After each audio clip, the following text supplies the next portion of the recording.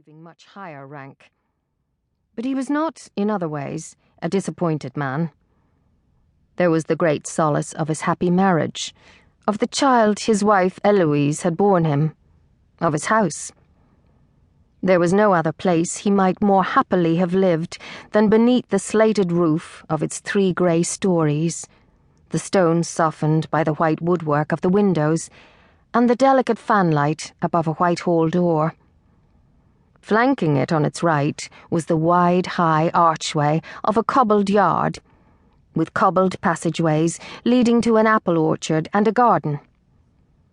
One half of the circle, onto which the front rooms looked out, was the gravel sweep. The other was a raised lawn that was separated from steeply rising woods by a curve of blue hydrangeas. The upstairs rooms at the back had a view of the sea as far as the sea's horizon.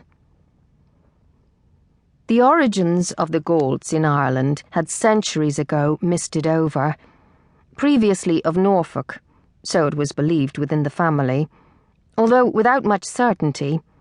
They had settled first of all in the far western reaches of County Cork. A soldier of fortune had established their modest dynasty, lying low there for reasons that were not known.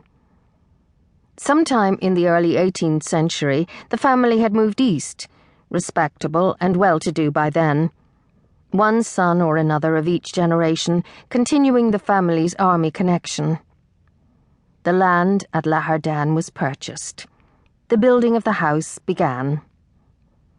The long, straight avenue was made, lines of chestnut trees planted along it on either side, the woodlands of the glen laid out. Later generations planted the orchard, with stock from County Armagh. The garden, kept small, was created bit by bit. In 1769, Lord Townshend, the Lord Lieutenant, stayed at Lahardane. In 1809, Daniel O'Connell did, when there wasn't a bedroom unoccupied at the Stuarts' Dromana. History touched the place in that way. But as well remembered, as often talked about, were births and marriages and deaths, domestic incidents, changes and additions to this room or that, occasions of anger or reconciliation. Suffering a stroke, a Gault in 1847 lay afflicted for 3 years, yet not insensible.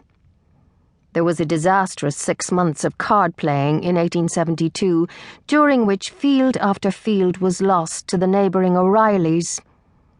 There was the diphtheria outbreak that spread so rapidly and so tragically in 1901, sparing only the present Everard Gault and his brother, in a family of 5. Above the writing desk in the drawing-room, there was a portrait of a distant ancestor whose identity had been unknown for as long as anyone of the present could remember. A spare, solemn countenance where it was not whiskered, blue, unemphatic eyes. It was the only portrait in the house, although since photography had begun, there were albums that included the images of relatives and friends, as well as those of the Gaults of Lahardane.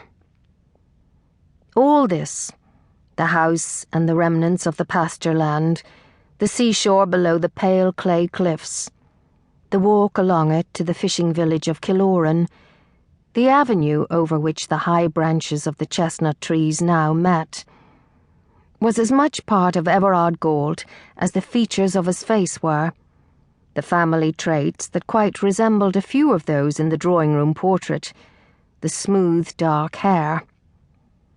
Tall and straight-backed, a man who hid nothing of himself, slight in his ambitions now. He had long ago accepted that his destiny was to keep in good heart what had been his inheritance, to attract bees to his hives, to root up his failing apple trees and replace them. He swept the chimneys of his house himself, could repoint its mortar and replace its window glass. Creeping about on its roof, he repaired in the lead the small perforations that occurred from time to time. The secatine he squeezed into them, effective for a while. In many of these tasks he was assisted by Henry, a slow-moving